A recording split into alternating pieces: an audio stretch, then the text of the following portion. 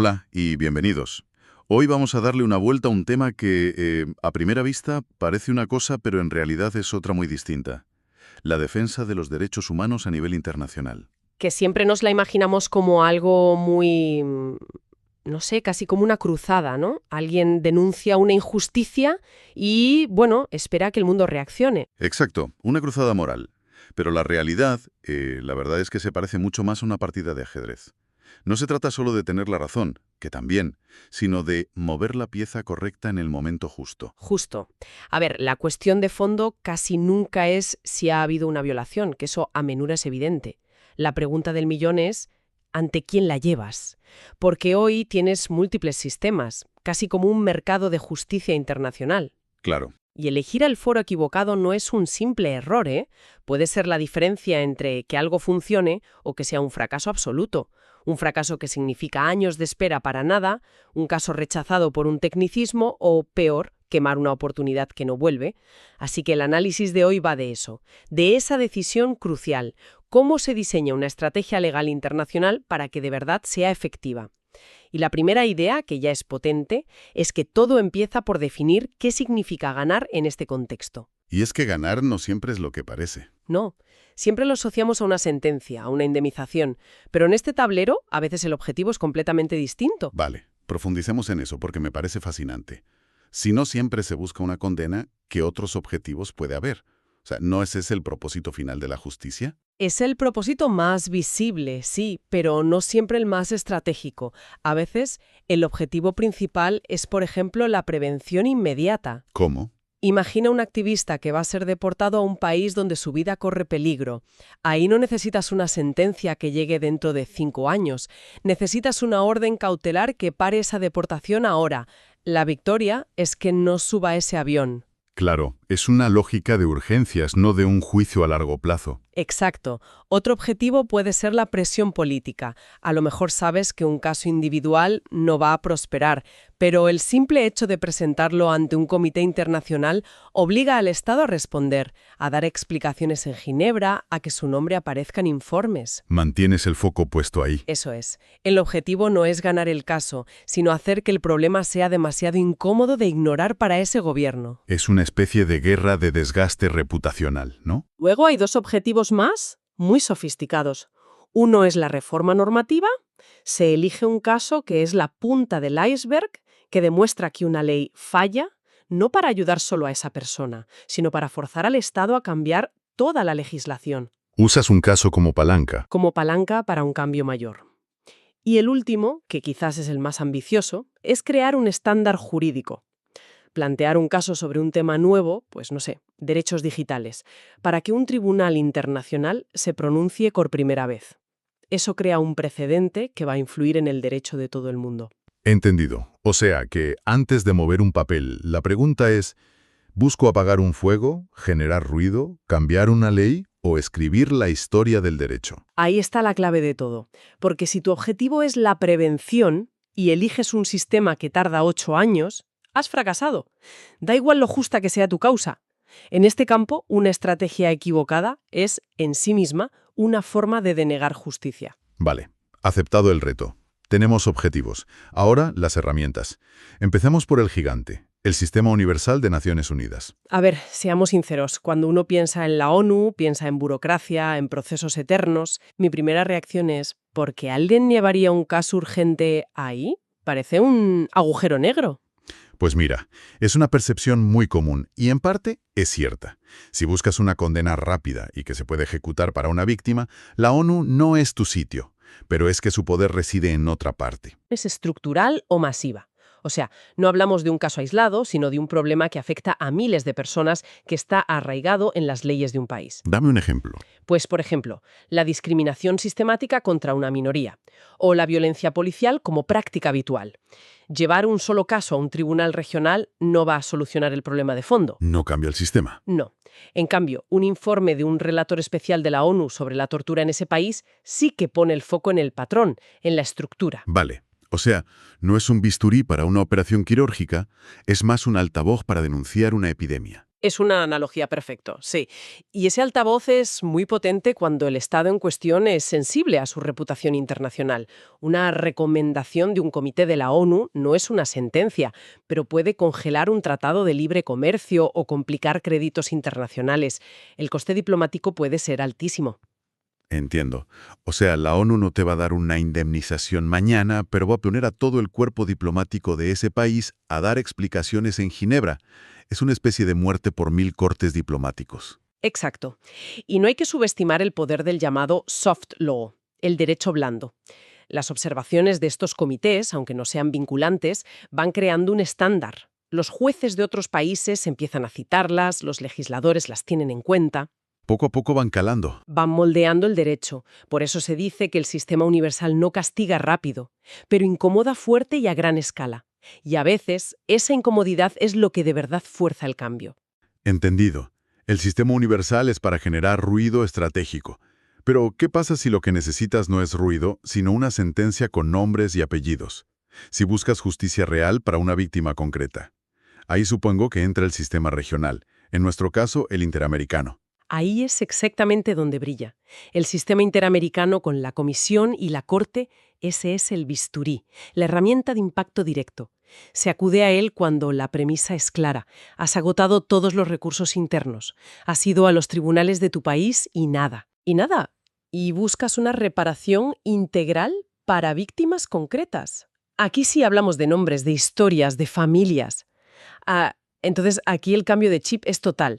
En la ONU buscabas una recomendación general, un tirón de orejas público. Aquí buscas que un tribunal diga: el Estado X es responsable de esto y tiene que pagar. Es mucho más directo, ¿verdad? Muchísimo más. Y no solo pagar en dinero. Una sentencia de la Corte Interamericana puede ordenar al Estado a hacer un acto público de perdón, a construir un monumento, a cambiar protocolos policiales o incluso a modificar su constitución. Son reformas estructurales obligatorias. Y lo más importante, su jurisprudencia es vinculante. Las sentencias de la Corte se convierten en la práctica en ley para los estados que han aceptado su jurisdicción. Por eso se dice que este sistema no es rápido, pero sí es contundente. El golpe, cuando llega, es definitivo. Esa es la definición.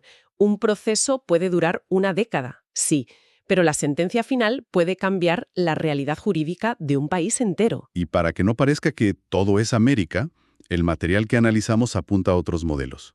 El europeo, que por lo que entiendo es casi como una justicia nacional de última instancia, ¿no? Por el acceso tan directo. Sí, en el sistema europeo los individuos pueden acudir directamente al Tribunal de Estrasburgo. Es un sistema muy consolidado, con una tasa de cumplimiento muy alta. Y luego está el africano, que nos recuerda algo que a veces olvidamos. Los derechos no son solo individuales. Claro. Habla de los derechos de los pueblos, que es un concepto potentísimo, centrado en el desarrollo, el medio ambiente, la paz. Cambia el tablero de juego por completo. Cual demuestra que no hay un único modelo de justicia. Cada región ha creado la herramienta que mejor se adapta a su historia, a sus problemas. Y eso nos lleva a una idea clave. La efectividad de un sistema no depende solo de su diseño legal, también del contexto político. Un mecanismo puede funcionar de maravilla en un estado y ser papel mojado en otro que decide ignorar las sentencias. Hay que analizar la voluntad política del acusado. Siempre. Es parte de la estrategia. Perfecto. Tenemos el altavoz de la ONU para la presión y el bisturí del sistema interamericano para sentencias. Vamos a la práctica. ¿Cómo se elige? ¿Qué pregunta se hace quien está diseñando el caso? A ver, hay una especie de lista de verificación estratégica que es muy útil. Se basa en 3 preguntas. La primera es sobre el tipo de violación. Vale. Es un caso individual y muy grave, como una ejecución extrajudicial. Pues la lógica te lleva directo al sistema regional.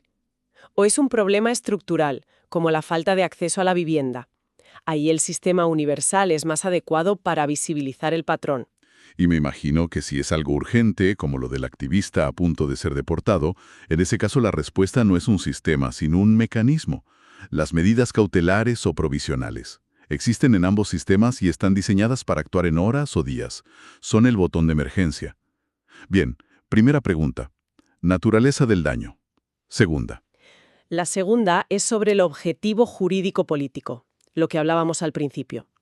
Si tu cliente es una familia que busca justicia para un ser querido, tu objetivo es una sentencia regional. Si eres una ONG que quiere cambiar una ley, quizás tu objetivo sea un informe de un relator de la ONU para presionar al Parlamento. El objetivo dicta la herramienta. Tiene todo el sentido. Exacto. Y la tercera pregunta, imagino, es la más terrenal. La más terrenal y a menudo la decisiva. Tiempo y recursos. Estos litigios son maratones, no sprints. Son carísimos. Requieren equipos de especialistas durante años. Si los recursos son limitados, la recomendación es clara. Enfócate en un solo sistema y hazlo bien. Dispersar esfuerzos es la receta para el fracaso. Pero si tienes el apoyo para una estrategia a largo plazo, Entonces puedes empezar a pensar en el nivel más sofisticado de todos. que es, supongo, no elegir. O mejor dicho, elegirlos a los dos. Me parece una idea brillante. ¿Cómo funciona esa combinación? Es la estrategia de la sinergia. No se trata de presentar el mismo caso en 2 sitios a la vez, que eso está prohibido. Es usarlos de forma combinada y secuencial. Es como una coreografía legal. A ver, desglósala. Activas el sistema universal. Llevas el problema ante comités, relatores. El objetivo es encender los focos, generar informes, recomendaciones. En resumen, crear un expediente internacional sobre el problema y empezar la presión política. El Estado ya está en el radar. Exacto. Acto 2. Mientras los focos de la ONU están encendidos, preparas con un rigor absoluto un caso para el sistema regional, el interamericano. Recopilas pruebas, testimonios, y el acto final es donde se conectan los dos mundos. Ahí está la magia. Acto 3. Presentas tu caso ante el sistema interamericano y como parte de tus pruebas, ¿qué aportas? Pues todos los informes y recomendaciones que han emitido los órganos de la ONU en el paso 1. De repente, ya no es solo tu palabra contra el Estado. Claro. Tienes a relatores y comités de Naciones Unidas respaldando tu postura. Es brillante. Lo que dice un experto de la ONU se convierte en un argumento de autoridad ante los jueces de la Corte Interamericana. Un sistema alimenta al otro. Precisamente. Creas un eco. Esta estrategia maximiza el impacto, porque atacas el problema desde el frente político y el jurídico a la vez, y reduce los riesgos. Es mucho más difícil para un Estado ignorar un caso que ya viene con el sello de múltiples órganos internacionales. Hablemos de los riesgos de no hacer esto bien. Porque una mala elección no es inocua. El texto es muy duro en esto. Dice algo como que en el derecho internacional de los derechos humanos, la mala estrategia también vulnera derechos. Es una afirmación muy fuerte. Es que es la pura verdad. Un caso inadmitido por un error de plazo, una oportunidad perdida, un retraso de 5 años en un procedimiento que no lleva a ninguna parte. Todo eso es tiempo perdido. Y es tiempo en el que la víctima y su familia siguen esperando. La injusticia se perpetúa. El tiempo, en este ámbito, no es neutral, juega en contra de la víctima. El texto pone el ejemplo de Colombia, un país con una situación de derechos humanos increíblemente compleja. ¿Cómo se aplicaría esta estrategia avanzada allí? Colombia es un laboratorio perfecto para esto. Por un lado tienes problemas estructurales enormes, desplazamiento forzado o violencia contra líderes sociales. Para eso, el sistema universal es clave. Usas a los relatores y comités de la ONU para ejercer esa presión política constante, para señalar los patrones, el altavoz del que hablábamos. Exacto. Y al mismo tiempo, eliges casos individuales, emblemáticos con pruebas muy sólidas, y los llevas al sistema interamericano. ¿Para qué? Para buscar la responsabilidad directa del Estado, conseguir sentencias que ordenen reparaciones y, sobre todo, que obliguen a hacer cambios para que no se repita. Un sistema presiona y el otro ejecuta. Es la demostración de que en este campo la improvisación sale carísima. En términos de justicia, vamos. Para ir cerrando, la gran idea que queda de todo este análisis es que la justicia internacional no es un acto de fe. Es una disciplina de una complejidad estratégica enorme. Totalmente. Exige tener la cabeza fría, conocer las herramientas como un cirujano y sobre todo saber leer el contexto político. Absolutamente. No se trata de quién tiene la razón más evidente o quién grita más alto. Se trata de entender las reglas de un juego muy complejo. Y la conclusión final es directa y demoledora. A ver. En el derecho internacional de los derechos humanos no gana quien más indigna, sino quien elige mejor el sistema, el momento y el objetivo. Es una frase potentísima. Y me deja con una última reflexión, algo para que la audiencia se quede pensando. Si la elección del sistema es una estrategia tan calculada, tan dependiente del conocimiento, de los recursos, de tener los mejores abogados, ¿Hasta qué punto el acceso a la justicia internacional depende en realidad no solo de tener la razón, sino de poder permitirse diseñar la estrategia correcta?